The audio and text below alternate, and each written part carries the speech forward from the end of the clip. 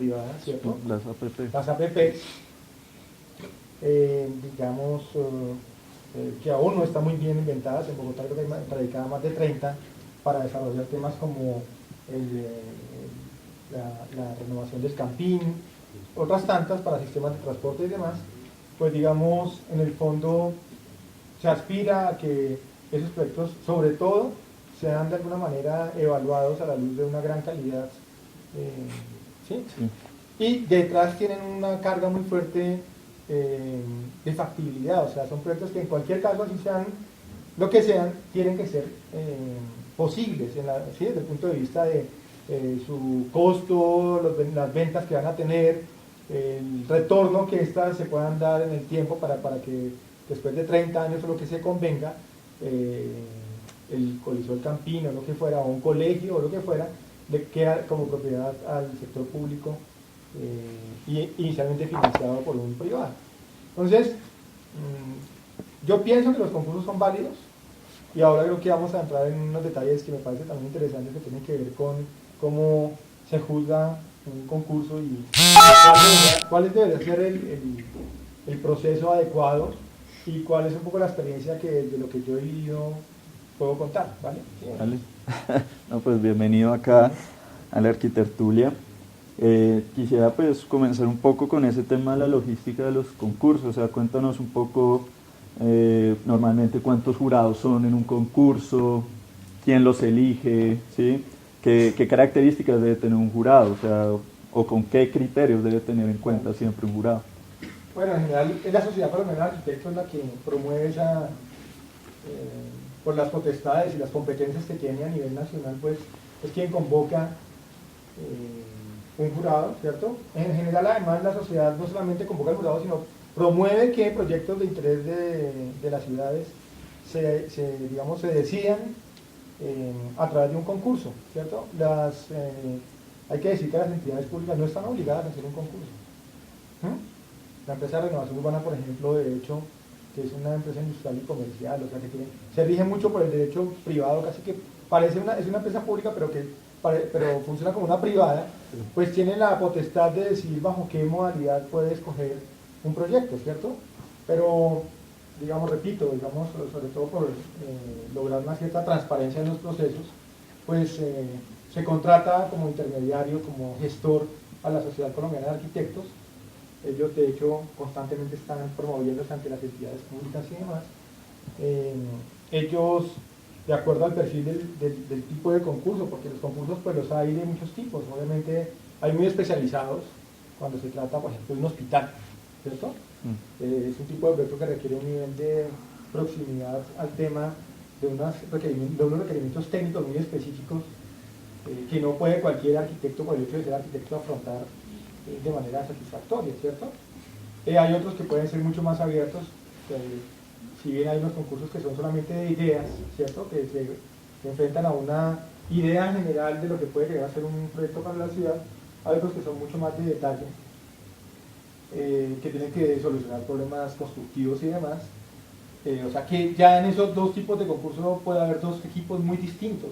En el de ideas, pues de hecho no va a haber una condición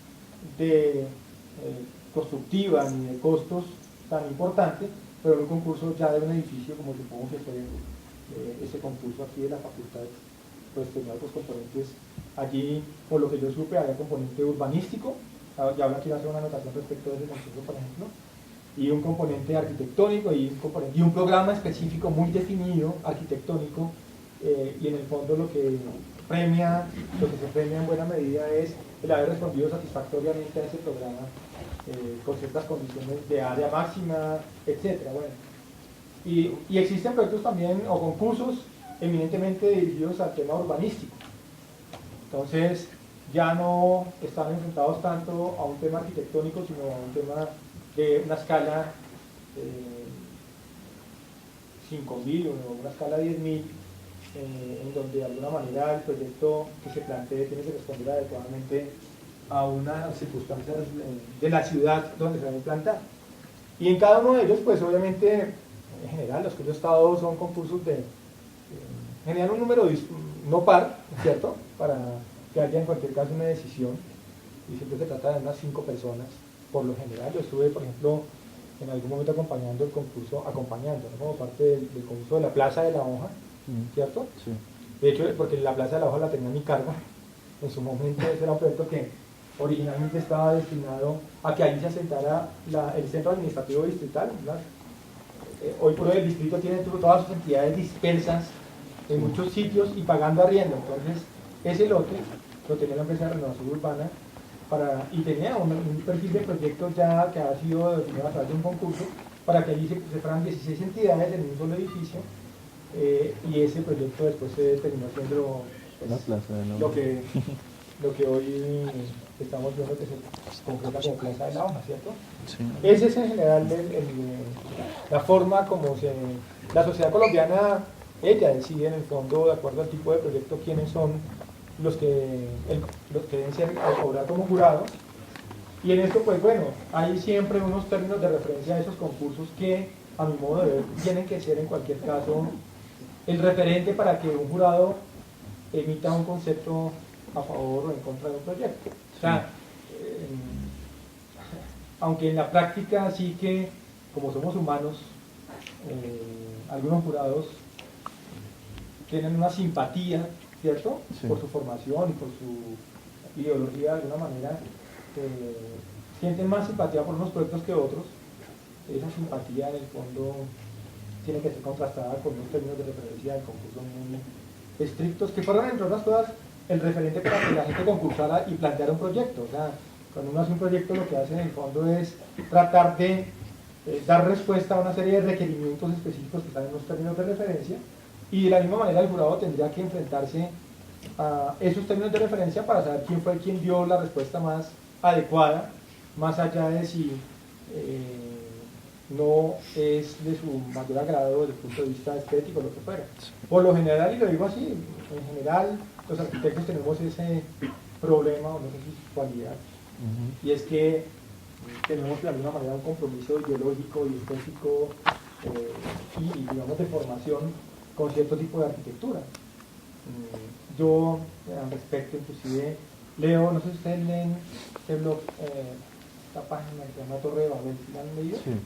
Yo la leo con mucha frecuencia y me divierte mucho leer a Billy Deus. Y Billy Deus, en otra, si no quiere meterse un poco más en el cuento, pues de alguna manera hace una reflexión muy válida acerca, ya no tanto de los concursos de arquitectura, sino de las bienales, por ejemplo, ¿cierto? Sí. Y creo que de ello también es importante resaltar algo que él dice que me parece que debería ser también aplicarse al tema de los concursos. Él dice que un proyecto de arquitectura, que en una bienal de arquitectura debería realmente premiarse un proyecto que hubiera tenido ya alguna edad, algún tipo de comprobación acerca del impacto que hubiera tenido positivo en la ciudad, ¿cierto? Que no deberían ser objeto de una bienal de arquitectura ni premiados, ni participar, ni ser premiados, proyectos que se acaban de hacer, porque no hay de alguna manera ningún tipo o una forma de explorar ni comprobar que ese proyecto realmente tuvo el impacto deseado en la sociedad y en la ciudad donde se implantó. Me parece que es muy válido porque en general en los concursos y en las bienales, de las cuales yo soy un fuerte detractor, se premia mucho lo que va de moda, ¿cierto? Lo que desde el punto de vista visual impacta a los jurados, y mucho menos del objeto que me parece que es un poco la esencia de la arquitectura y del urbanismo, y es el poder aportarle a la ciudad y algo, y que haya un impacto positivo en esa ciudad o en el lugar donde ese proyecto se implanta. Entonces, yo creo que con esa misma óptica es que uno debería, en cualquier caso, siempre enfrentarse a un concurso, porque nuestros proyectos, y sobre todo en las ciudades latinoamericanas, pues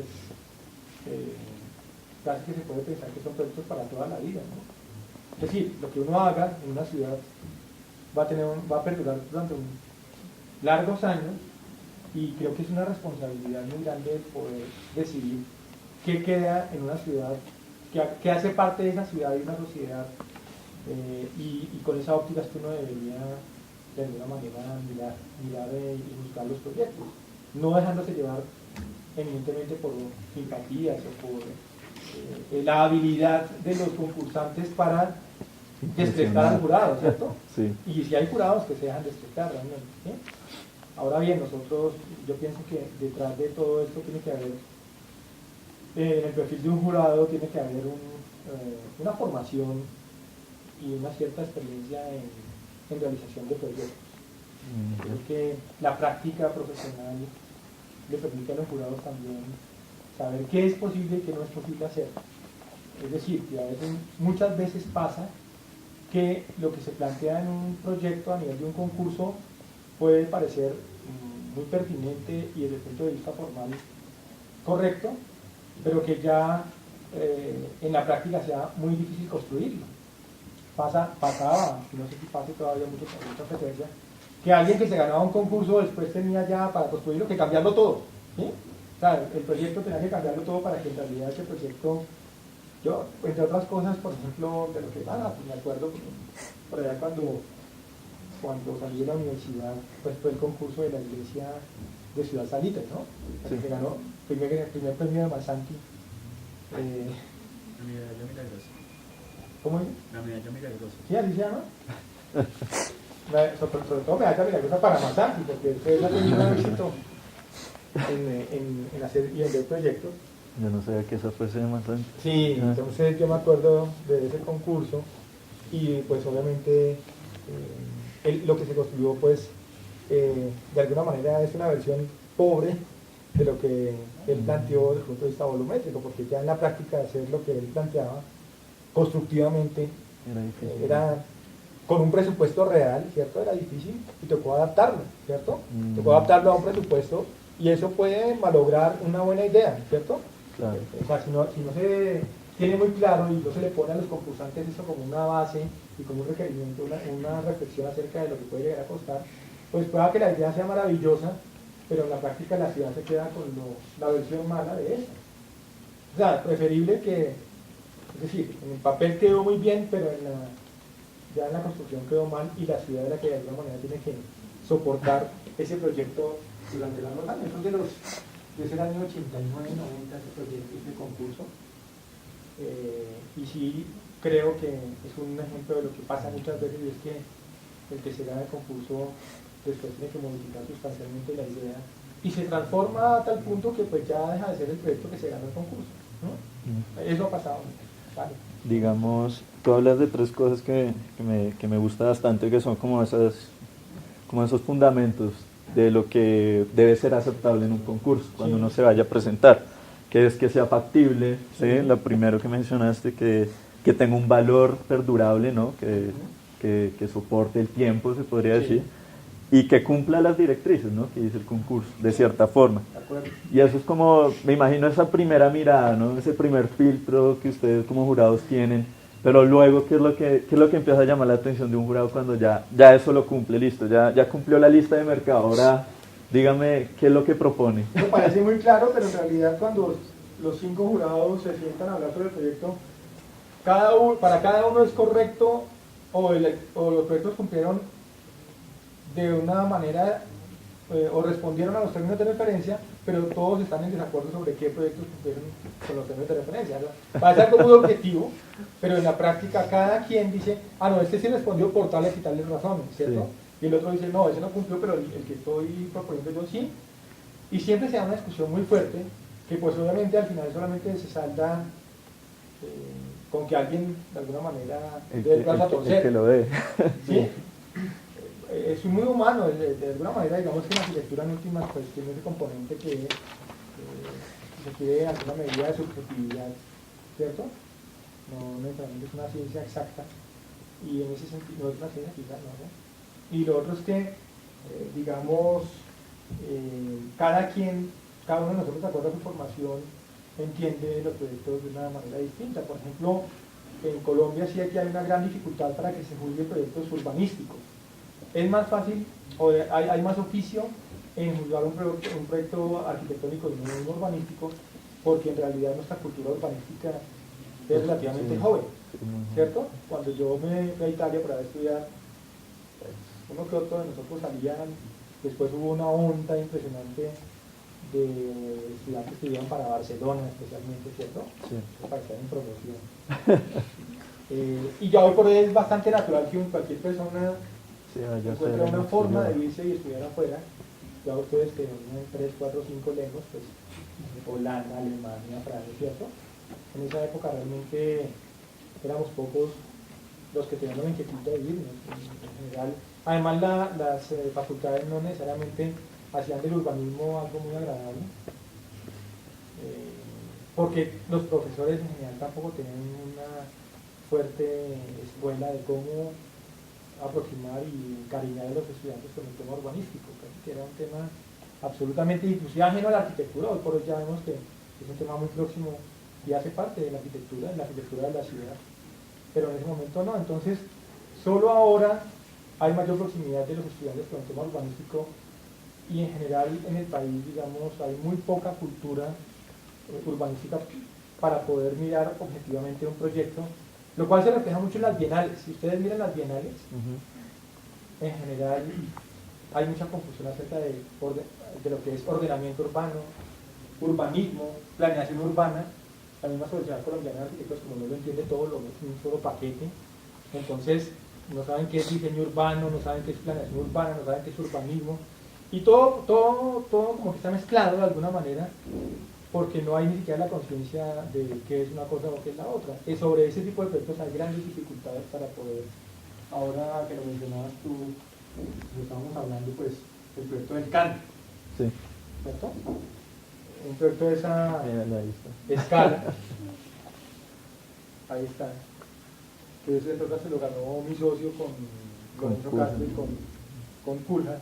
Bueno, la oficina de Culhas, yo de Culhas nunca lo he visto. Estoy seguro. Pero sí, digamos, detrás de un proyecto tan importante, ¿cierto? De más de 100 hectáreas, seguramente, para la ciudad, pues debía no solamente darse una discusión de 5 o 6 pelagatos, sino que debía ser, a mi modo de ver, una discusión pública, como pasa en otros países, ¿cierto? Sí, comunitaria. Donde en también. últimas se escuchan voces de todo lado, ¿cierto? Inclusive la Sociedad Colombiana de Arquitectos debería escucharse, como pasa en otros países. En otros países las sociedades de arquitectos o los gremios de arquitectos son muy poderosos, han logrado modificar, frenar y cambiar planes que la administración en algún momento planteó, probablemente con un objetivo de especulación inmobiliaria o lo que Sí. fuera. Nos queda fácilmente el recuerdo de planes como el de los 77 en Barcelona, ¿cierto? El de la Ribera Oriental, etcétera, donde hubo un grupo de arquitectos que dijeron, no, este no puede ser el proyecto, tenemos que pensar más en una idea de ciudad, y lograron tener una incidencia en una decisión que al final fue exitosa para Barcelona. ¿Quién no ha hablado de Barcelona? Y seguramente eso no hubiera pasado, si ellos no hubieran manifestado, tendríamos una ciudad de otras calidades bien distintas. Entonces, en otras partes, repito, las asociaciones, los gremios de arquitectos, etcétera, tienen un papel muy importante. Yo eso es de los temas que más le critico a una entidad como la Sociedad Colombiana de Arquitectos, porque a veces se toman decisiones en grandes porciones de ciudad, estos debates sobre el plan de ordenamiento, como vía Petro, tantos otros temas, que en el fondo como que la academia cada quien habla por aparte, pero no hay realmente una posición, una discusión a nivel de ciudad. Yo creo que hay proyectos en los cuales, repito, las decisiones no deberán tomarlas solamente unos jurados, que muchas veces para darle, entre comillas, prestigio a los concursos se invitan jurados de afuera, internacionales, y no sé qué tanto, en el fondo, eso aporte o no aporte a la discusión, porque en el fondo la ciudad es el resultado de una discusión de una sociedad, ¿cierto? Sí. A veces tratar de importar modelos de afuera puede ser atractivo, pero no sé qué tan legítimo sea Imponerlos también. ¿no? imponerlos, y que haya personas que en el fondo decidan sobre qué tipo de ciudad debe haber, si no pertenece, si no conoce la historia, Sí. si no conoce cómo se desarrolló la ciudad. Sí, digamos, ahí mencionas algo que me llamó mucho la atención, y es que los concursos de carácter casi que de ciudad deberían involucrar más agentes, más personas Sí. en ese juego. Pero uno diría como, ¿será que los únicos concursos que valdría la pena invitar jurados, solo jurados, concursos de arquitectura, sean solo los privados? Porque cuando uno menciona, digamos, hacer un concurso, no sé, el Teatro Colón, que también es un espacio público, ¿no? Casi que un equipamiento que se posa en el centro, ¿sí? Por ahí se posa, ¿no? Imagínate a Armacoste que también hay en pleno centro Claro. histórico de la ciudad. Entonces uno diría, ¿será que solo le conviene a la alcaldía o al distrito o al gobierno de turno ser quienes decían? O sea, esa es la pregunta, porque Sí. normalmente los concursos, todos los concursos casi que son públicos. La mayoría de concursos son públicos. Yo no tengo en mi cabeza, por ejemplo, ese concurso del CAN, Ujú. que es como yo con la empresa de Renovación Urbana Nacional, pues digamos, sí, tiene un carácter público, pero en el fondo realmente tiene unas motivaciones privadas de poder plantear un proyecto inmobiliario en un área estratégica de la ciudad. Pero digamos, independientemente de su origen público o privado, tiene un impacto muy grande en la ciudad, ¿cierto? ¿Quién niega A que nivel se nacional, ponga inclusive. no afecte? De hecho, pues la Universidad Nacional no, entiendo yo que se hizo parte de esa discusión casi en contra del proyecto, ¿cierto? Sí, eso sí es cierto. Sobre lo cual yo sí estoy en desacuerdo totalmente, porque ahora uno ve todos los problemas que tiene la universidad a nivel de todos sus edificios y demás, pues visto desde una cierta perspectiva, eso es una oportunidad para que la universidad, con las salvedades del caso, pudiera encontrar una oportunidad de ponderar, de encontrar recursos para poder recuperar la universidad misma, ¿cierto? Tengan en cuenta además que, por ejemplo, hablando ya del concurso específico de la Facultad de Arquitectura, allá se mueven una cantidad de temas que no son solamente en el fondo del resorte de unos jurados, sino que tienen que ver con la misma comunidad universitaria. Uno de los temas que más me duele de lo que ha pasado, por ejemplo, en la Universidad Nacional, a nivel de lo que ha sido los procesos de ocupación de las edificaciones, es que si ustedes se remiten un poco al plan maestro de su momento original de la universidad, esto se entendía como un campus, ¿cierto? En donde prevalecía el espacio abierto y algunas implantaciones puntuales al interior de ese campus. Lo que hemos hecho en el tiempo es tuburizar esta universidad de la manera más bestial, abrupta y brusca, no sé qué más decir, cambiando totalmente el sentido de lo que filosóficamente era esta universidad. Ustedes se han visto los esquemas en su momento de Rotter, todo el componente, la carga, digamos, filosófica de lo que tendría que ser una universidad, etcétera, lo cual en última se tradujo en unas formas de ocupación, y lo que ha hecho la universidad sistemáticamente, olvidándose de eso, es ver en qué hueco le cabe un nuevo edificio, ¿sí? Dicho de manera un poco drástica, pero así es la verdad. Y creo que ese concurso de la facultad a mi modo de ver también era una oportunidad para que se planteara, se recuperara de alguna manera la reflexión acerca de cómo tiene que ser la implantación de un edificio en una universidad donde tiene que prevalecer el espacio vacío sobre el espacio ocupado, ¿cierto? Y eso al final, pues repito, quizás llegar a esos niveles de reflexión puede resultar sofisticado para un jurado que no estaba viendo sino solamente lo arquitectónico, lo constructivo. Y ese tipo de discusiones sí que se pueden dar en el contexto de una discusión amplia, ¿cierto? De las personas que conocieron la historia de la universidad, de aquellos que son apasionados de un poco del tema educativo. Ahí puede haber una gran discusión. Y no hay afán en el fondo, el único afán es que los estudiantes están por allá disgregados, ¿cierto?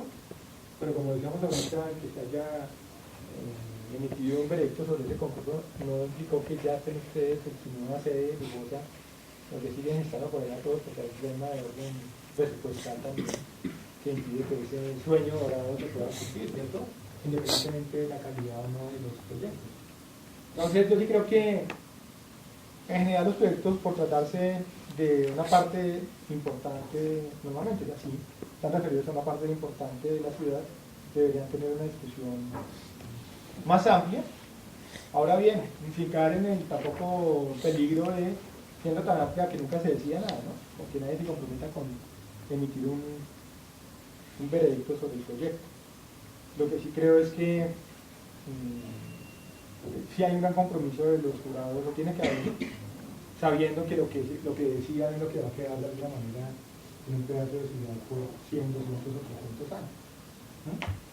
No sé qué otras preguntas tenías tú ahí. También había, pues ya dentro de esas discusiones de los jurados, cuando ustedes ven las propuestas, siempre se habla del anonimato, ¿no? En cada propuesta Sí. y se pone un número, etcétera. Pero muchas veces la propia arquitectura, cada arquitecto tiende a tener un estilo, ¿cierto? Entonces, ¿será que ese anonimato es anonimato? No, eso es un anonimato pastuso. Alguien aquí, ¿qué pasa? Mi papá se pasa. Todo esto. Mejor dicho, como la arquitectura se volvió una moda, entre otras, yo debo decir que los concursantes apuntan mucho a que se les reconozca sin tener que poner el nombre, ¿no? Ya. Entonces, ya uno sabe, oye, esto seguro es de tal persona. Porque, entre otras cosas, como ha perdido tanto sentido la arquitectura propia de cada proyecto y de cada lugar, y se ha vuelto más la arquitectura como una autoalabanza de los arquitectos, pues los arquitectos son felices con que con uno o dos gestos, ¿sí? Sí. O formales, o en términos de acabados, o lo que fuera, ya uno sepa que ese se llama Masanti, Bonilla, ¿sí? Bermúdez, Leonardo Álvarez, aparece. Bermúdez. Uno ya sabe, ¿sí? Uno sabe.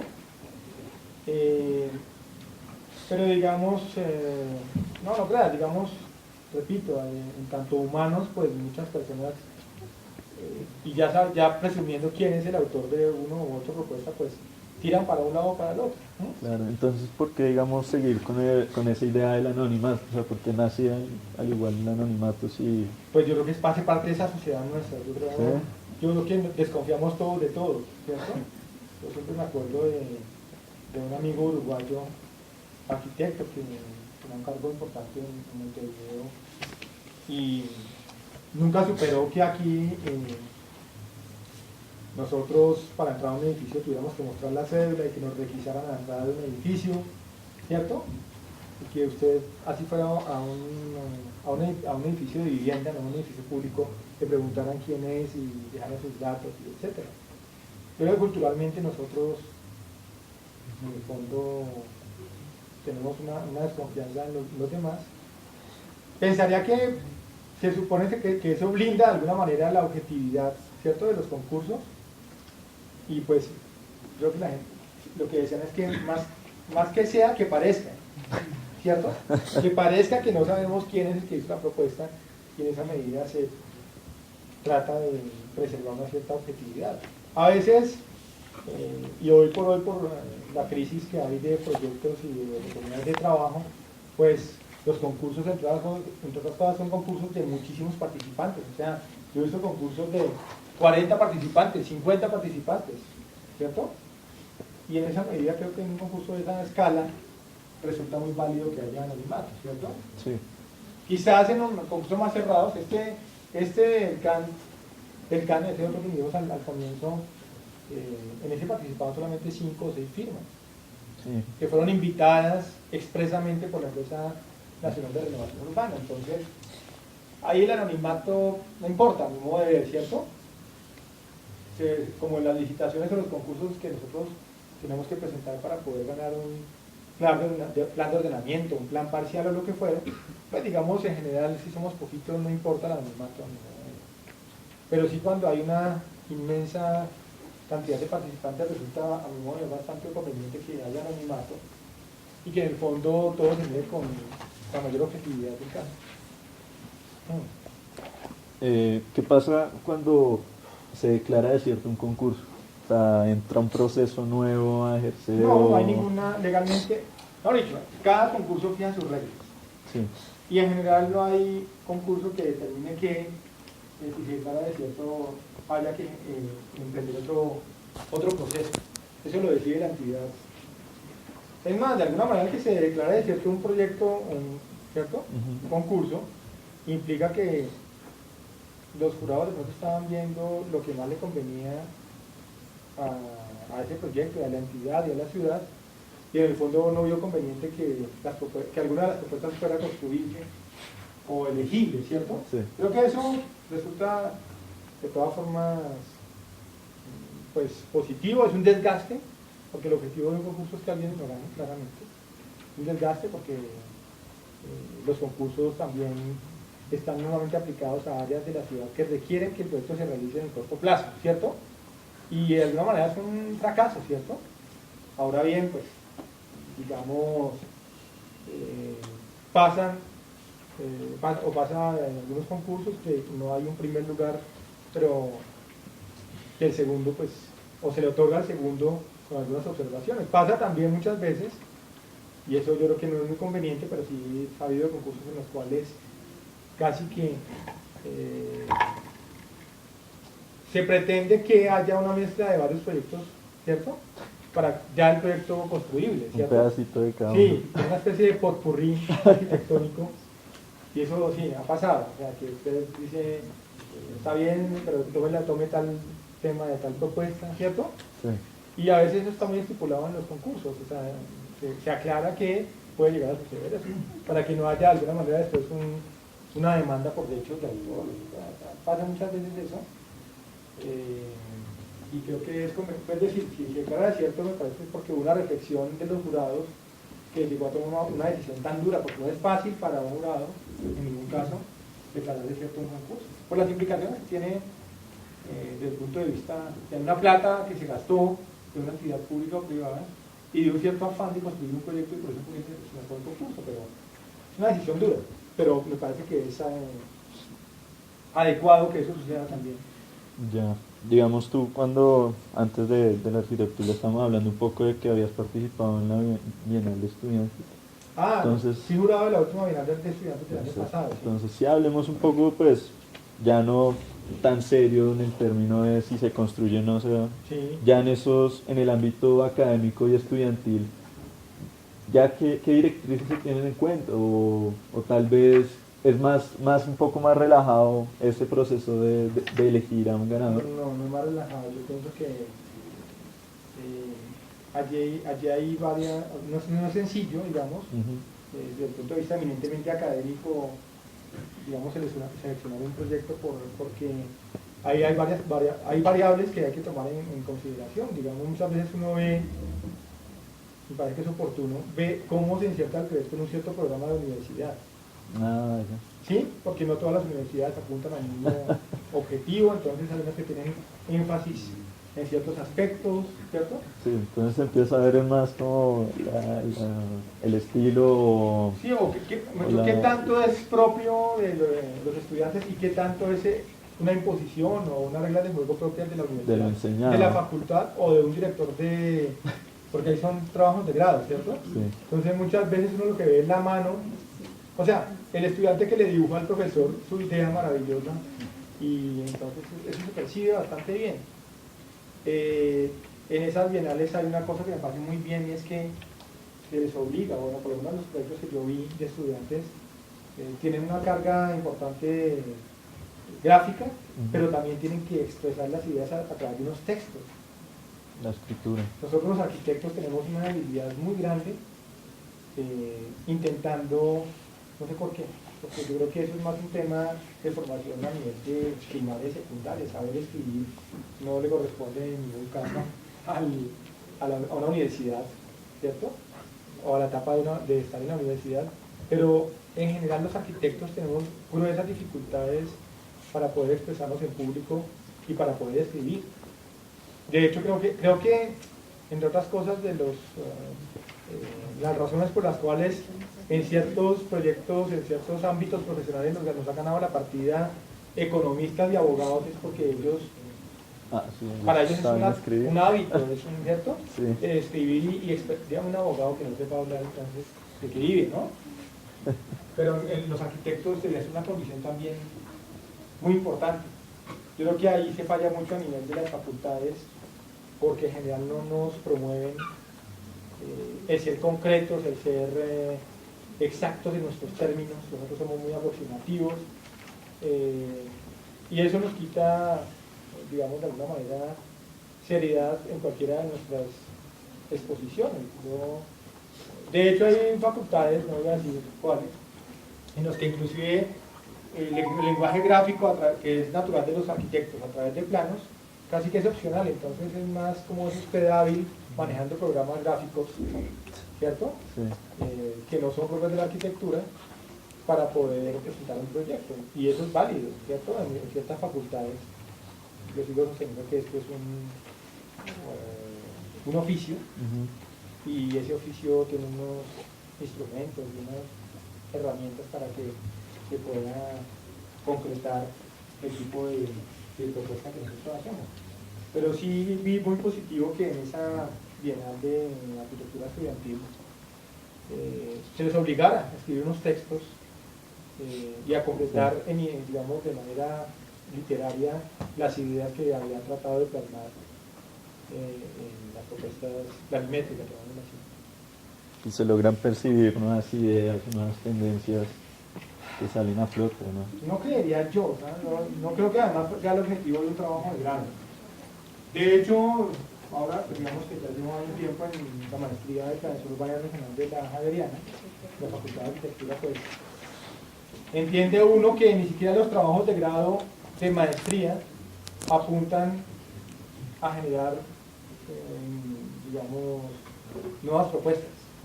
Casi que eso se remite a una etapa de doctorado, donde la labor de investigación realmente es tan profunda que puede permitir, por el nivel de profundidad, la metodología de investigación, el tiempo que después de durar un doctorado, podría derivar en una propuesta de algo nuevo. Pero en general, nosotros y la arquitectura también eso, y es válido, lo que hacemos es tratar de entender y de interpretar cosas que ya existen, ¿cierto? Aquí hay muy poco de, inclusive los arquitectos exitosos acá y los que muchos alumnos quieren imitar porque salen en la revista Semana o algo así, pues si uno los mira en detalle, en buena medida son imitadores de cosas que pasan en otras latitudes y, repito, no sé qué tan positivo o negativo es eso, pero eso es lo que sucede. Hay gran imitación de tendencias que no se sabe muy bien por qué surgen y en qué contextos, y aquí de alguna manera se imponen o se adaptan un poco forzadamente, ¿cierto?, en un contexto como el nuestro. Eso lo ve uno, a veces las empresas mismas que contratan los concursos, pues hablan de la arquitectura internacional, ¿cierto?, como una de las grandes aspiraciones empresariales, y es que se entienda que una empresa pueda hacer, la arquitectura sea imagen de una empresa, ¿sí? Y eso también es un tema que podría ser discutible, ¿cierto?, que la arquitectura de la ciudad en el fondo trate de ser una especie de publicidad. Exacto. Deja de ser ciudad, se vuelve más en última, no estoy seguro que sea tan bueno o malo, pero sí merece una discusión, ¿cierto? La imagen empresarial, que no es nueva, porque recordemos que los bancos, por ejemplo, históricamente han pretendido a través de la arquitectura dar imagen de solidez, ¿cierto?, de permanencia, etcétera, pero quizás con otro sentido, ¿no?, distinto al de la promoción de una marca, que es lo que estoy tratando de decir. Sí. Y anoto en este caso también que se ha perdido de alguna manera el sentido de la arquitectura asociada a la institucionalidad. Por ejemplo, eso sucede tanto en la vivienda como en equipamientos urbanos. Acordémonos que las empresas o las entidades públicas eran orgullosas de tener un edificio con, digamos, una riqueza arquitectónica, ¿cierto? Hoy por hoy, uno va a cualquier entidad pública y tienen que decirle la por señas dónde está. En el quinto piso de este edificio, ¿sí? Sí, las alcaldías locales. Detrás del restaurante queda la alcaldía menor o queda... ya como que el tema del sentido de los edificios y el lenguaje asociado a ese sentido se ha perdido, y una institución puede funcionar en cualquier edificio independientemente de para qué fue pensado, ¿cierto? Con la vivienda ni qué decirlo, porque con la vivienda hemos echado para atrás en el tiempo, es decir, si bien, no sé si ustedes obviamente ya han encontrado que en los años 50, 60, 70, había entidades públicas que se esforzaban por hacer una vivienda digna, vivienda social digna, el Instituto de Crédito Territorial, etcétera, ¿cierto? Y nos hemos regresado en algún momento al lote mínimo y ahora a la vivienda gratis, ¿cierto?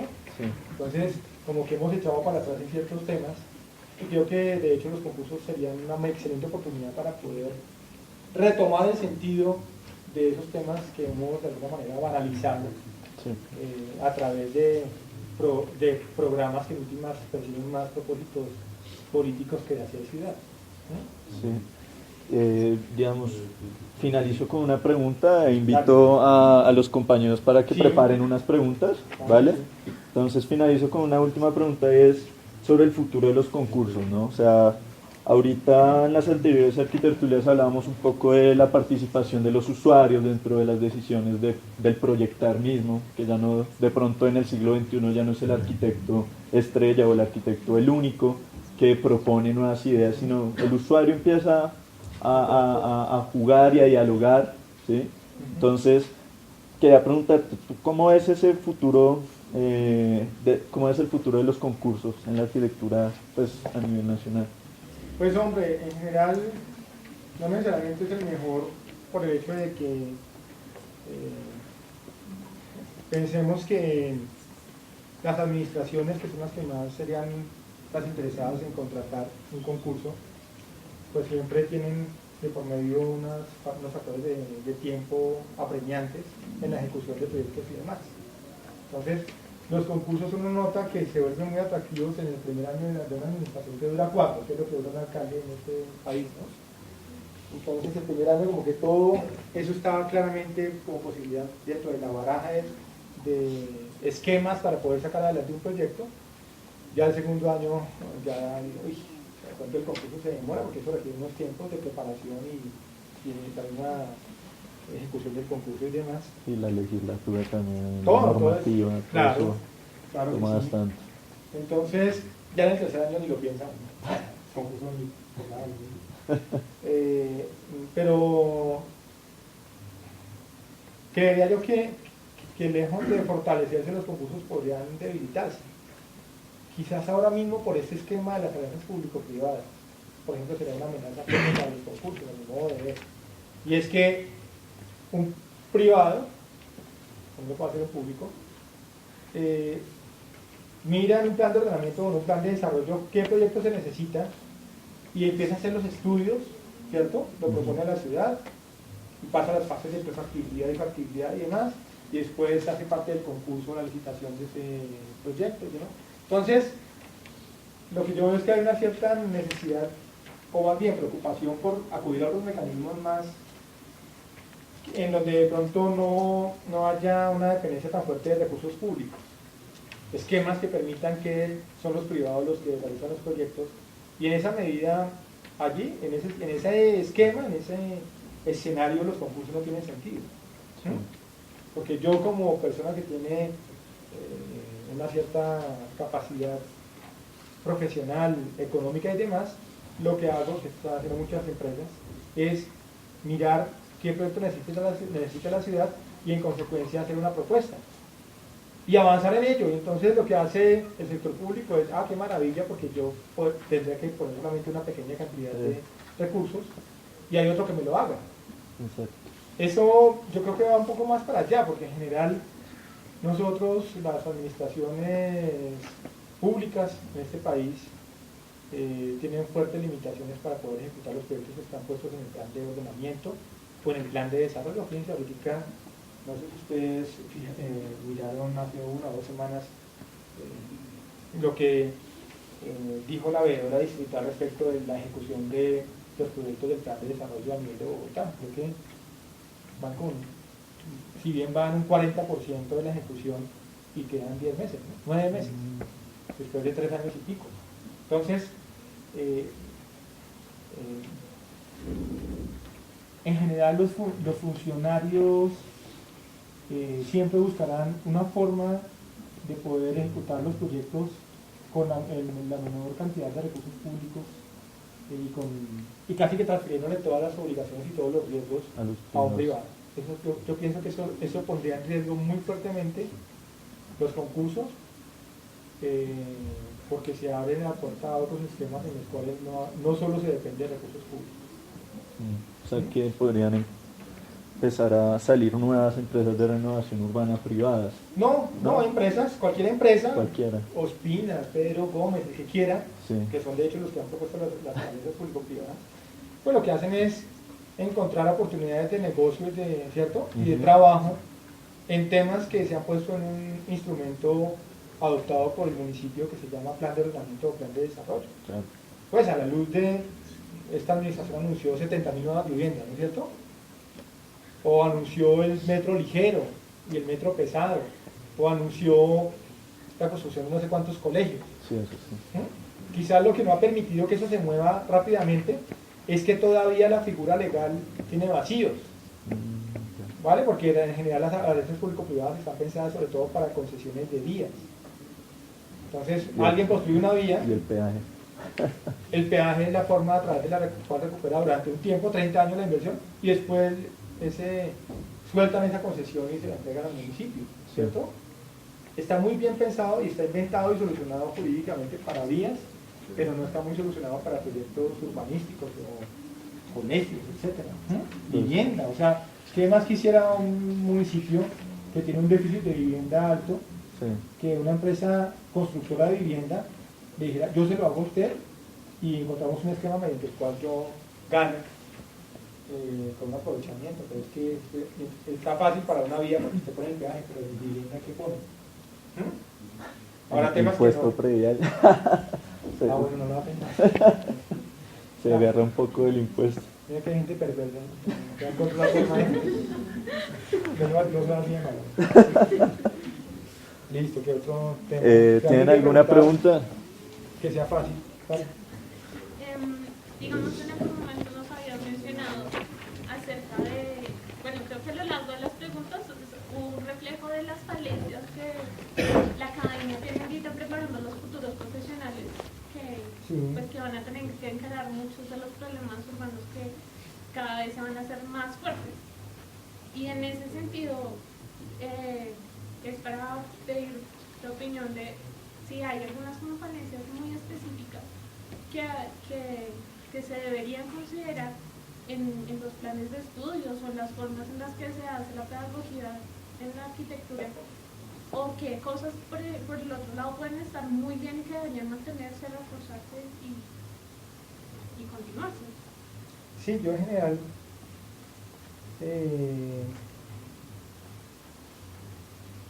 digamos, pienso que la arquitectura como oficio, llámese aplicada a un ámbito de un edificio, a un ámbito urbano de mayor escala, ha perdido muy buena parte de los componentes básicos que le permiten a un estudiante de alguna manera enfrentarse de manera consciente a un problema, ¿cierto? Y si uno mira quizás de dónde se derive ello, es que muchas veces, por lo que yo conozco de los programas de arquitectura, temas que son fundamentales se han vuelto opcionales, ¿cierto? Creo que es una de las grandes pérdidas en el tiempo acerca de la enseñanza de la arquitectura. Pienso yo que en general, por razones que pueden ser, digamos, más de la naturaleza de no contar con el stock de profesores que puedan saber de uno u otro tema, pues digamos, o tener experiencia en uno u otro tema, pues no ha habido una proximidad deseada de los estudiantes con el tema de la ciudad en los términos que se requieren. Y eso en última se ha reflejado mucho en la ciudad. Yo lo hablo por toda la generación de la cual yo hago parte, que es en el fondo quien ha construido la ciudad en los últimos 20 años, ¿cierto? Y realmente nuestras ciudades han perdido drásticamente, digamos, calidad, han perdido espacio público en relación a la nueva población, ¿cierto? Ahora la población crece de manera importante. Nosotros hemos sabido responder a hacer ciudad, no hemos dado una respuesta a esa necesidad de hacer ciudad, y hemos fomentado proyectos que en el fondo, digamos, no son conscientes de la importancia de poder vincularse a una sociedad y a una ciudad. Creo que hay vacíos muy fuertes, especialmente respecto a la responsabilidad que tiene un arquitecto con la sociedad. Creo que eso en general no se recalca. Y también creo que pues ha habido o faltan espacios de discusión como estos, pero formalmente dentro de la academia, ¿cierto? No sé qué tanto en el tiempo se pierda la noción de escuela, ¿cierto? Por el fraccionamiento mismo. Ahora mientras me mencionabas cómo funcionan los talleres de esta facultad, que es muy similar a la de otras facultades, pues no hay puntos de encuentro reales entre estudiantes de primero, segundo, tercero, cuarto, ¿cierto? Porque los talleres todos son a distinta hora, porque, bueno, aquí hay un agravante, es que los espacios son todos distintos. Y creo que buena parte de la riqueza de la enseñanza o el aprendizaje respecto de un oficio como la arquitectura es poder ver y poder compartir ideas, posiciones y discusiones con otras personas. Y creo que eso en el tiempo, pues, ya estoy hablando como un viejito, pero en mi época, los talleres eran todos a la misma hora. Lunes, martes, jueves y viernes de 4 a 7. Y fíjense que eso tenía una validez, tenía una riqueza muy grande, y es el que uno podía ver qué estaba pasando arriba, abajo, ¿cierto? Inclusive, como uno es maloso también, empezar a vislumbrar con qué profesor no quiero estar y con cuál sí. Pero todo eso es válido porque en el fondo parte de la riqueza de una facultad, de una universidad, es poder compartir ideas, y cuando las cosas se atomizan, ¿sí, cierto? Se dividen de una manera tan drástica, el sentido de la escuela se pierde mucho. La discusión, en el fondo, miren, yo en el fondo, por ejemplo, el gusto que le encuentro a poder estar en una maestría o lo que fuera, no es inclusive tan importante el momento en que uno sale a tomar tinto después de 2 horas de taller para volver a retomar otras 2 horas. Ese momento del tinto es tan importante como la clase. Sí. Esa reflexión digamos, que no implica una nota y que está asociada más a unas preocupaciones propias de cada persona respecto de su ciudad.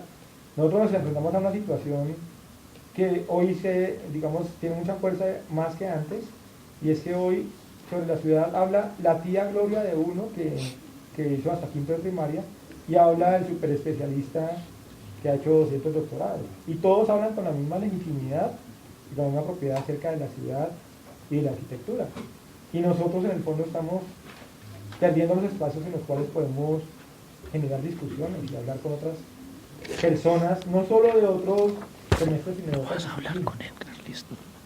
Yo lo digo por experiencia propia, cuando me enfrento a cualquier tipo de proyecto o de plan, hoy por hoy, yo no lo concibo ese proceso sin que participen un economista, desafortunadamente un abogado, un experto en temas de población, un experto en temas ambientales. Y yo creo que en el fondo, si uno piensa para dónde debería evolucionar un oficio como este, es hacia generar espacios de encuentro con las disciplinas con que naturalmente se tiene que encontrar en la vida profesional. Hoy, cualquier proyecto que se vaya a hacer tendrá que considerar, como de alguna manera un poco retórica, pero que en la práctica tiene validez, el tema ambiental, ¿cierto? Y uno tendría que interactuar con personas que manejen el tema ambiental, porque entre otras cosas la ciudad sostenible, la ciudad resiliente y todo eso que tanto se habla, pues tiene mucho sentido. Una ciudad como Bogotá, que está asentada en medio del trópico, en altura, con montañas al lado, que tiene hoy por hoy unas lluvias frecuentes y torrenciales, pues la resolución de los espacios públicos, de los proyectos, de los andenes, de los parques, debería estar íntimamente ligada a la respuesta a esos fenómenos en los cuales uno debería favorecer que el suelo absorba el agua, que haya un urbanismo que le quite velocidad. Bueno, lo vimos en Bogotá cuando llueve, ¿cierto? Y hay otras ciudades que son peores. Sincelejo, Montería, da una llovina y toda la ciudad se alaga, se inunda, las calles, y eso hace parte de la arquitectura de la ciudad, ¿cierto? Recordemos esa onda que hubo en la época de Peñalosa de odio profundo por todo el tema de los parques a favor de espacios públicos duros, ¿cierto? Con el pretexto que es más fácil y más económico mantener un espacio duro que no una zona blanda o una zona arborizada. Y eso lo exportamos. Yo después iba a municipios como La Mesa, y en La Mesa había andenes igualitos a los de aquí, y es como totalmente fuera de contexto, ¿cierto? Porque aquí pues la ciudad es la que es, con la escala de 8 millones de habitantes y demás, pero uno que vaya a La Mesa y que encuentre un espacio público igualito, pero con la diferencia de 15 grados de temperatura, otro régimen de lluvias y demás, nosotros perdimos como una oportunidad importante de reflexionar con otras disciplinas sobre temas que si no queramos o no nos van a incidir, o nos inciden en la práctica en formalizar o proponer un proyecto, ¿cierto? Hoy se habla mucho del tema de los riesgos, ¿cierto? La ley exige que todos los planes de ordenamiento tienen que poner el tema de los riesgos por inundación o por deslizamiento a la base del ordenamiento territorial. ¿Qué decir, o que no, más bien, qué no decir del tema de la vivienda, en donde participa pues una cantidad de disciplinas, ¿cierto? Tema central de muchas, del ordenamiento y de las ciudades en nuestro país, el tema central es la vivienda. Una ciudad que tiene solo por déficit para atender población desplazada de cerca de 1 millón de viviendas, ¿cierto? O sea, es un tema central de nuestras ciudades. Tendremos que estar interactuando con personas que sepan bien acerca de cómo funciona la vivienda, ¿cierto? ¿Cuál es la mejor solución? ¿Qué conlleva generar vivienda a gran escala? Yo pienso que las facultades no se han ocupado de ese tema que es central y que solamente lo viene uno descubriendo y encontrando en la vida profesional. Y se tienen que interactuar con otras disciplinas porque, repito, querámoslo o no, nosotros cuando vamos a afrontar un proyecto arquitectónico o urbanístico, tenemos que considerar otras variables que quizás en la academia, pues por el tipo de academia que tenemos, pues nunca vamos a abordar, ¿cierto? Creería yo que eso es una de las grandes debilidades y que es uno de los temas que deberíamos fortalecer hacia el futuro. No creo que se ha perdido mucho el tema de la escuela, ¿no? Sin pretender llegar a ese esquema que nosotros veíamos con tanto atractivo de la Bauhaus, ¿cierto? En donde realmente eran escuelas casi que internados, ¿cierto? Donde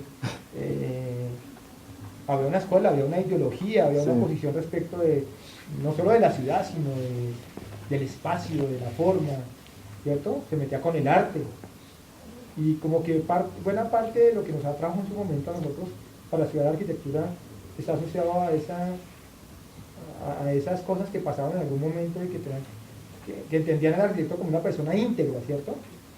No como una persona que solamente se ocupaba de entender de construcción o de diseño de un edificio, sino que tenía tal cantidad de discusiones y digamos, de preocupaciones que hacían del arquitecto una persona muy íntegra y en el fondo, pues, muy culta, ¿cierto? Muy culta en el sentido, no sé si lo mismo la palabra, como una persona muy inquieta desde el punto de vista intelectual, más bien, pues la cultura es un poco revaluada, pero por lo menos muy inquieta desde el punto de vista intelectual. Nosotros, después de, yo creo que ya van a pasar 100 años desde la Bauhaus, ¿cierto? Hasta acá, no tenemos mayor preocupación sobre elucubraciones sobre el espacio, ¿cierto? Ni la forma. Estamos preocupados por pasar taller, muchas veces tratando de darle solución a una serie de inquietudes muy personales de un profesor. ¿Qué fue lo que a mí me tocó? A mí me tocó, oiga, estoy viejo, ¿no? Porque me tocó el profesor Guillermo Bermúdez, ¿cierto? Me tocó Hans Rotter, el hijo de Leopoldo Rotter, por allá en teoría me tocó, ya estoy viejo. ¿Cómo dice?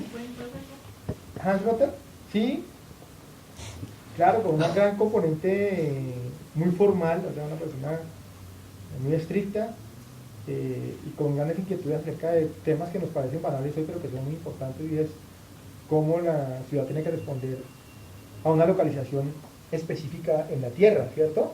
En términos del régimen de asoleación, de vientos, de todo eso, que era parte, repito, como de la escuela y de la ciencia de la arquitectura, como me refería al principio, y que hoy por hoy pues ni lejanamente nosotros estudiamos, ¿cierto? Entonces, ¿cómo define cómo tiene que estar orientado un edificio y qué respuestas en términos de vanos o de otro tipo de materiales tiene que darse para hacer una arquitectura adecuada para el lugar donde usted lo va a poner, ¿cierto? Que en Europa sigue teniendo cierta vigencia, especialmente en esos países que tienen estaciones. Entonces, parte de la resolución de Humberto en Europa tiene que ver con entender cómo se da el mejor aprovechamiento de los meses de sol, de la iluminación, de la ventilación, y que nosotros hemos perdido porque lo máximo que hacemos es tratar de sacar el mejor partido a un predio, ¿cierto? Y nuestra famosa excusa bogotana es que el proyecto mira a los cerros. Pero en realidad la esencia de la arquitectura como hábitat la hemos perdido mucho, ¿cierto? Sí. Si usted tuerce una cosa, no es que está mirando a los cerros. ¿Pero cómo? ¿No? Yo creo que esa esencia es importante y eso no lo encuentran en las facultades de arquitectura, se lo digo, ninguna. Ni que valga el semestre 14 millones de pesos, ni que valga 1 millón. No lo encuentra uno. Y no sabría muy bien cuál sería la forma práctica, real, concreta de hacer ajustes a... Pero sí creo que el espacio de congregación de distintos semestres y distintas disciplinas ya le aportaría a un estudiante un mundo mucho más rico que no ese aislamiento de levantarse Transmilenio, taller, Transmilenio, casa, ¿sí o no? Porque en el fondo eso no hace reflexión, no genera pensamiento, no genera discusión. Creo que eso es como de las grandes debilidades que me parece que tienen nuestras facultades. Yo, miren, y lo digo con todo conocimiento de causa, a la Universidad de los Andes fui 8 años, prácticamente era el encargado del taller urbano de los Andes, hasta hace unos 5 o 6. Nunca tuve, creo que en los 8 años, habré tenido 2 reuniones en las que me senté con otros profesores a discutir acerca de a dónde íbamos. Y eso porque también mi tipo de vínculo era el más o menos tipo EPS, ¿no? Yo llego a la clase y acabo la clase y me voy, ¿cierto? Así. No hago parte de una escuela, no hago parte de una discusión general acerca de la ciudad ni nada por el estilo. No lo hacía. Yo me acuerdo que venía aquí en el 2001, que me invitó Juan Carlos Aguilera, y estaba Miguel Forero, más chiquito que ahora. No sé, y venía aquí como de 1 a 3 y se burlaban de mí porque tenía un Volkswagen, entonces se imaginan que yo le ponía una sirena a mi Volkswagen y subía a los Andes a mi taller de las 4 de la tarde. ¿Sí? Y nunca tuve espacios de discusión con ellos, realmente no. Y así como se hace una escuela, cómo se genera pensamiento, es imposible. Eso tiene que ver con las modalidades de contratación. Yo siempre he sido profesor bajo la modalidad de un contrato que dura en la práctica 4 meses. Semestres son 4 meses, ¿sí o no? Sí. Entonces, se acaba ese semestre y yo no hago parte de la universidad. A mí me pasó en los Andes. Ya una semana después de acabado el semestre, pasé la tarjeta para entrar y no me dejó entrar. Seguridad. Así, ¿quién hace escuela? ¿Entiendes? Es imposible. Creo que la escuela es muy importante en esta profesión. No sé si en otras. En esta me parece que es fundamental. ¿Alguien tiene alguna otra pregunta? Sí, a mí me gustaría preguntar algo. Uno, digamos, pues siguiendo como esta lógica del sentido común, uno pensaría que un jurado es una persona que son de las que mejor tienen interiorizadas el problema bajo el cual se plantea el concurso. Asimismo, pues estaría en la capacidad de, pues estaría, sí, o sea, tendría el derecho de poder escoger o decir, esta me parece que es la solución más adecuada que responde al problema bajo el cual se plantea el concurso que se está haciendo.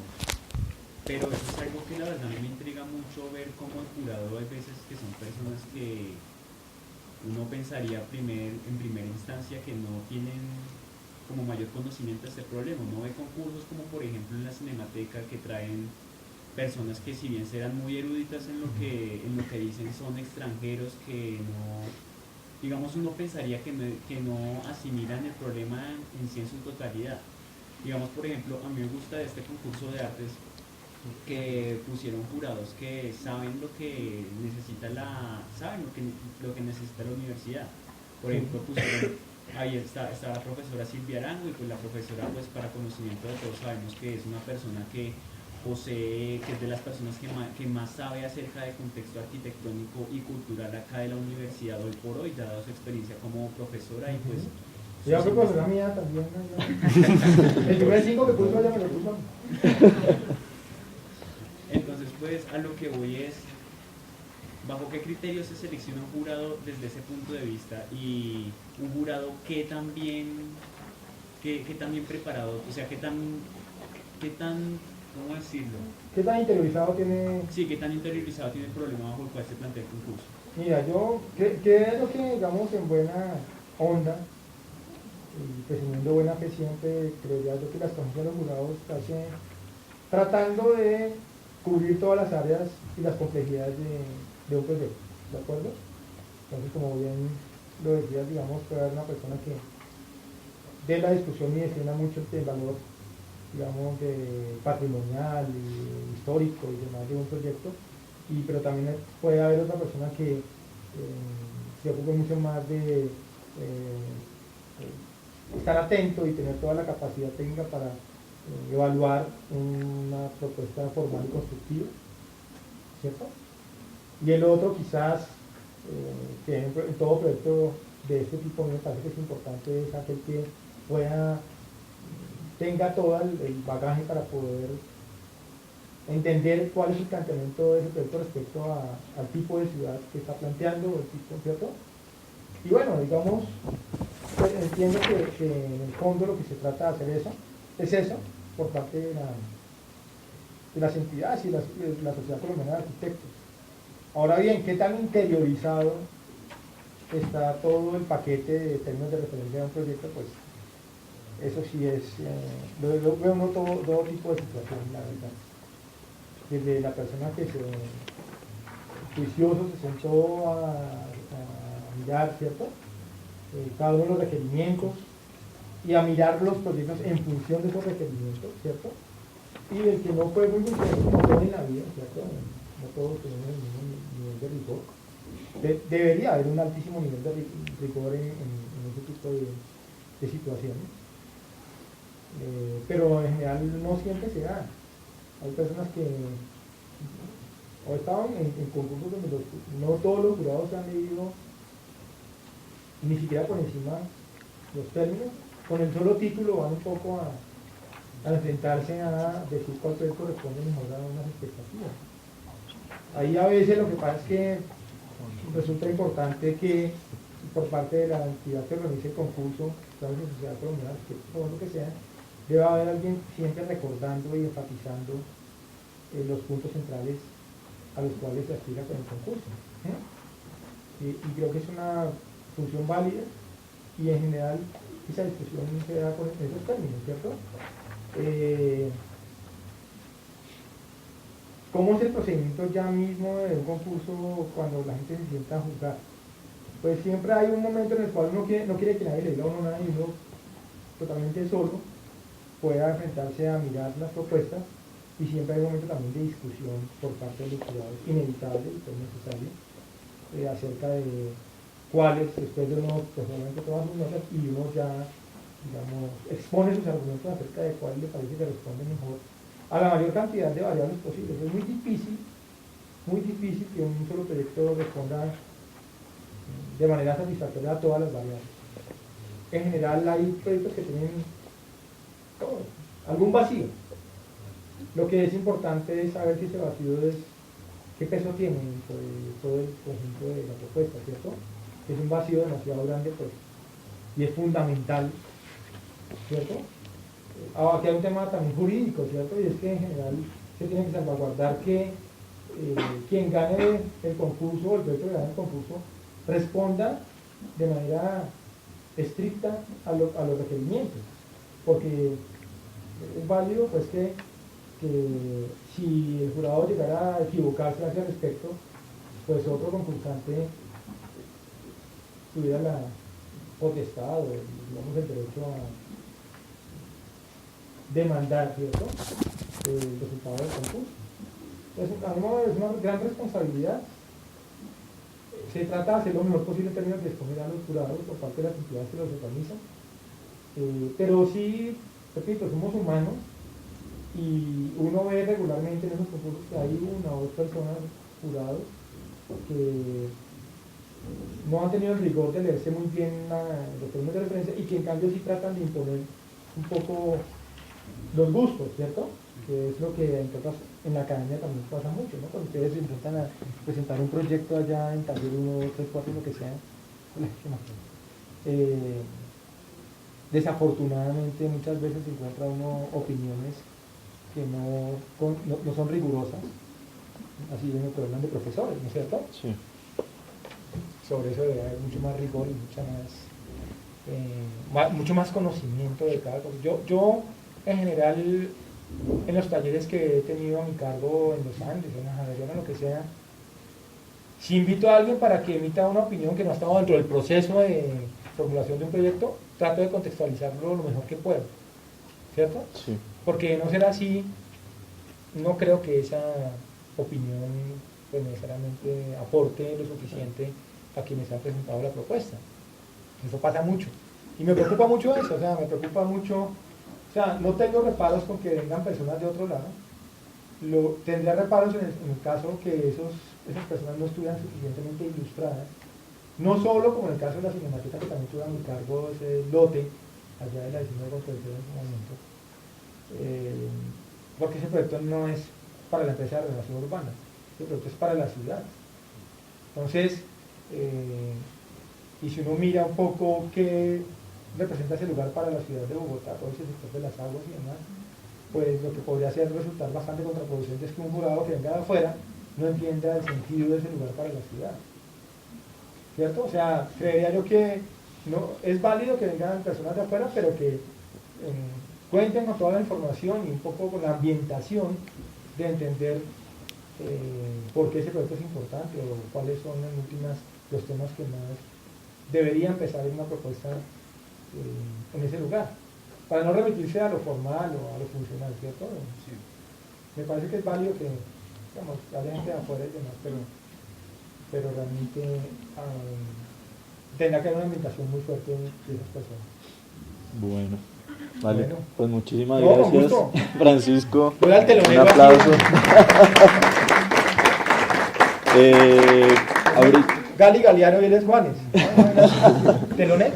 No, muchas gracias. No, Ahorita con gusto. continuamos con Camilo, le va a hacer las preguntas a Edgar Castro, un Es bien arquitecto que difícil porque la mía participó en la facultad, en la Facultad de Artes, a mostrarnos pues esa visión. Entonces pues siéntense y continúen. Entonces, te presento primero. Él es Edgar Castro, él fue uno de los concursantes para el concurso de Facartes. Él pues, fue una propuesta bastante interesante y pues por eso hoy lo invitamos. Tengo entendido que tú eres egresado aquí de la universidad, ¿sí? Entonces quisiera pues comenzar por eso, como quién es Edgar Castro, dónde trabaja, cuál es la empresa. Bueno, yo soy egresado acá del 2007. He trabajado pues, en varias oficinas de arquitectura y en los últimos años, 4 años, he trabajado de manera independiente y en algunos periodos en la oficina con Mauricio Rojas, que es el coequipero acá del proyecto de Facartes. Para este proyecto, bueno, yo llevo trabajando independiente un buen tiempo, ya bajo nombre UCBAR Arquitectura. Y para este proyecto, pues, y para otros proyectos me he asociado con varios arquitectos. Entonces, digamos que el tema de la profesión varía mucho porque dependiendo de los proyectos uno busca asociaciones. Pues no sé qué más. Bueno, entonces, Yo muy privilegiado, me ha ido bien en la profesión. Creo que tenemos una muy buena escuela de arquitectura. y tenemos una formación que nos permite hacer cosas que se nota la diferencia por fuera. Bueno, y pues, otra pregunta con respecto al tema de este ciclo es sobre los concursos. ¿Tú qué piensas sobre los concursos? Los concursos, yo llevo concursando desde la universidad, desde antes de la universidad. El primer concurso que hice fue el Convive, el primer Convive que se hizo. Es otro mundo respecto a la profesión, porque es un mundo donde el cliente casi que es el mismo arquitecto. Entonces, digamos que es un gusto para uno hacerlo. Económicamente es un riesgo, ¿sí? Digamos que uno estudiante no ve esas cosas, egresado al principio no, pero con el transcurso del tiempo comienza a darse cuenta que los concursos, si uno quiere ganarse concursos, tiene que hacer unas inversiones. Entonces, por eso es que uno ve seguido asociaciones entre oficinas, entre arquitectos, porque el peso de hacer un concurso económicamente es importante si uno quiere ganárselo, ¿sí? Porque, pues, y ese, hablo de dinero porque es que el tiempo de las personas es dinero, el mandar a hacer un render, imprimir, todo eso, y si yo quiero tener un producto final, pues, ¿qué pienso respecto a los concursos? Que son una maravilla, pero que últimamente uno encuentra páginas de internet donde hacen concursos y uno tiene que pagar por los concursos, tiene que entrar a hacer, o sea, eso está haciendo que la calidad de la profesión baje en muchos aspectos, porque además de que tenemos que hacer el trabajo gratis, en otros concursos hay incluso que pagar. Eso pasaba antes en la Sociedad Colombiana de Arquitectos y por ley se suprimió. Yo alcancé a participar en un concurso recién egresado, y había que pagar 300.000 pesos por las bases. O sea, es una cosa absurda que además de uno regalar su trabajo tenga que pagar. Yo sí creo que hay que comenzar a tener más cuidado al respecto. Lo que hice últimamente, lo último de uno regala su trabajo realmente, o sea, uno participa y queda como si fuera un proyecto en el cual di mis ideas y pues no me pagaron, ¿no? La mayoría de las veces sí. Pues digamos que la satisfacción de uno como arquitecto es poder ver un producto terminado y poner una idea y un pensamiento en un proyecto. Pero es un poco frustrante cuando uno, todos los concursos que uno hace, pues un porcentaje muy pequeño es el que uno puede llegar a ganar. Y independientemente del dinero, pues es triste ver que la idea o se queda guardada en un folder o no pasa de una exposición. A veces no hay debates y me parece buenísimo esto que ustedes hacen, porque pues la idea de los concursos en el fondo es ese, ¿no? Generar un debate arquitectónico, que haya ideas, que digamos que el hecho de construir algo genera un compromiso. Alguien decía, una de las personas con las que yo trabajo en concursos, profesor de acá, Fernando Cortés, que es una persona que ha trabajado mucho en concursos. Yo trabajé en la oficina de él, él decía que el segundo puesto es el primer puesto que los jurados nunca quisieron dar. Entonces digamos que es el chance para que un proyecto mejor que el que se construye pueda incluso aparecer en algún momento. Qué bueno que las ideas pudieran evolucionar y mostrarse, ¿no? Y bueno, digamos, cuando va a entrar en un concurso, no sé, ¿cómo lo elige? ¿O tú qué tienes en cuenta para ingresar a ese concurso en particular? Pues al principio uno se mete a todos los concursos, recién egresado. Sí, uno cree que se puede ganar todos los concursos y afortunadamente no se los gana todos y se da cuenta cuáles son sus concursos, ¿sí? Y también yo creo que la disciplina propia se los va diciendo a uno, a medida que va haciendo proyectos, se dando cuenta de sus enfoques. Entonces, por ejemplo, en la oficina de Mauricio, que yo trabajé un buen tiempo con él en la oficina, que se ganó un concurso, FONADE, yo participé en ese concurso, y eso ya le dio un nombre en el tema, y de ahí para allá ha comenzado a hacer concursos educativos y se ha vuelto un tema recurrente en él, y por eso inclusive las bases de este concurso Facartes exigían unos metros cuadrados construidos. Entonces digamos que la misma profesión le va diciendo a uno en qué me puedo meter y cómo, y en esa misma medida uno busca aliados, ¿sí? Entonces Si yo voy a meterme en el concurso hospitalario, pues busco un aliado que pronto tenga la experiencia en eso, pero si me interesa a mí, ¿no? Si me interesa por X o Y razón. Entonces, digamos que tiene que ver mucho con los intereses, pero también con el desarrollo.